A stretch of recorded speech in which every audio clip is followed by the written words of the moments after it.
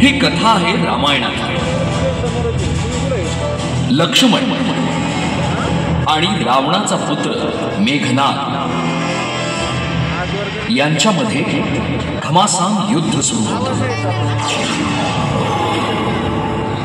दोघेही जण एकमेकावर भयंकर बाणांचा वर्षाव करत होते.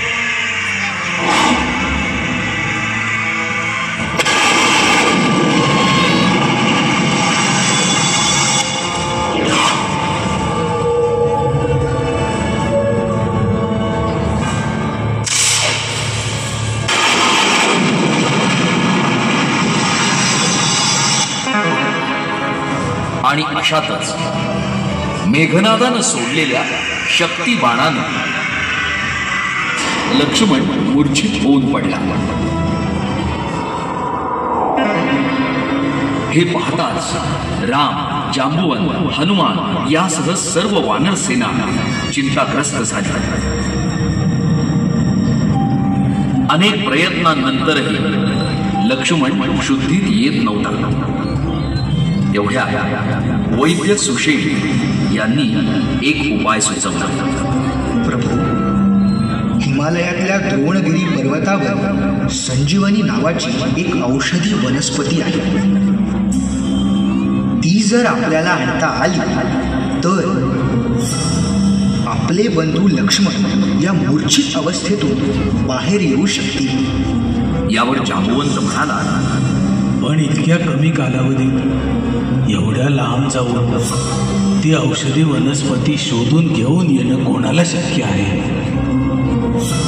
हे ऐकताच प्रभू श्रीरामांचे परमभक्त असणारे हनुमानजी म्हणाले, प्रभू, आपण फक्त आज्ञा द्या.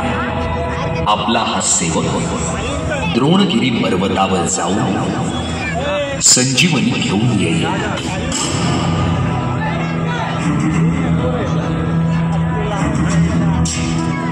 प्रभू श्रीरामांची आज्ञा मिळताच हनुमानजी एका उंच टेकडीवर गेले आणि तिथे गेल्यानंतर त्यांनी आपला आकार वाढवायला सुरुवात केली. हळूहळू करत हनुमानाचं शरीर प्रचंड मोठ्या स्वरूपात बदललं आणि त्यांनी द्रोणगिरी पर्वताकडे उड्डाण केलं. जय श्रीराम, जय श्रीराम, जय श्रीराम.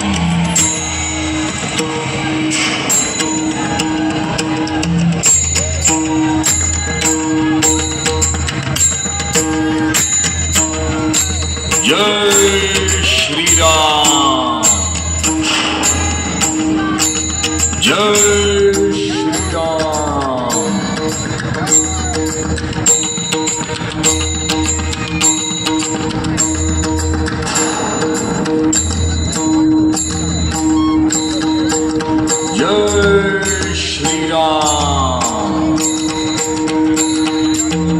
जय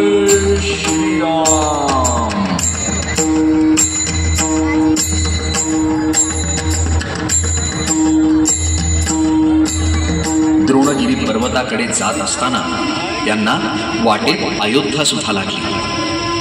त्या अयोध्येचं मनोभावे दर्शन घेऊन त्यांनी पुन्हा द्रोणगिरीकडे कूच केलं. जय श्रीराम,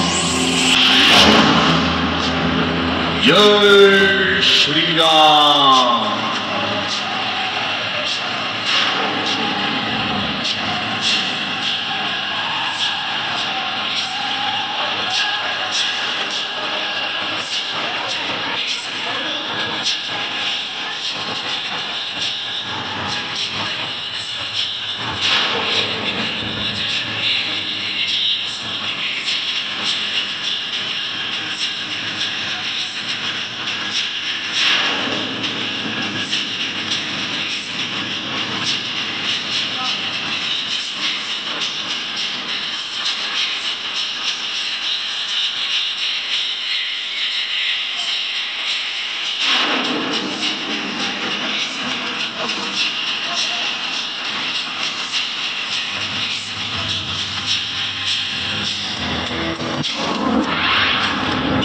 हनुमानजी द्रोणगिरी पर्वतावर पोहोचले, पण तिथे गेल्यानंतर त्यांना असंख्य औषधी वनस्पती दिसत होत्या.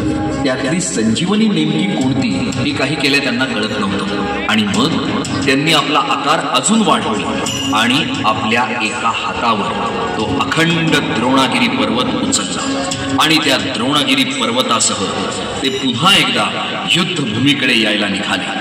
जय श्रीराम, जय श्रीराम.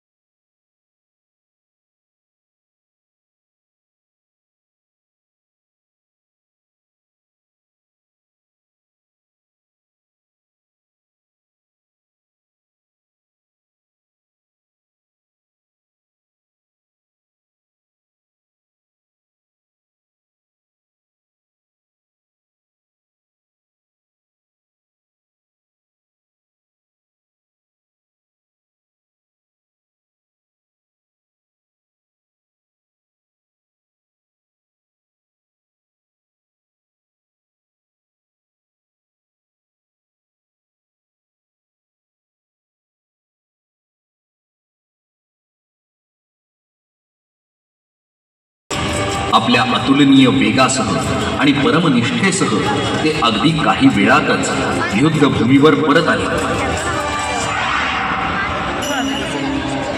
जय श्रीराम, जय श्रीराम. हनुमानजींनी अख्खा द्रोणगिरी पर्वतच उचलून आणला आहे हे पाहून सगळेजण अचंबित झाले. वैद्य सुषेण यांनी तातडीनं द्रोणगिरी पर्वतावर जाऊन संजीवनी शोधून काढला, त्याचा रस तयार केला आणि लक्ष्मणाला दिला. आणि काय आश्चर्य, आणि मूर्छितावस्थेत गेलेला लक्ष्मण पुन्हा एकदा जागृतावस्थेत आला. हे पाहून प्रभू श्रीराम यांना परम आनंद झाला. सगळीकडे आनंदी आनंद पसरला.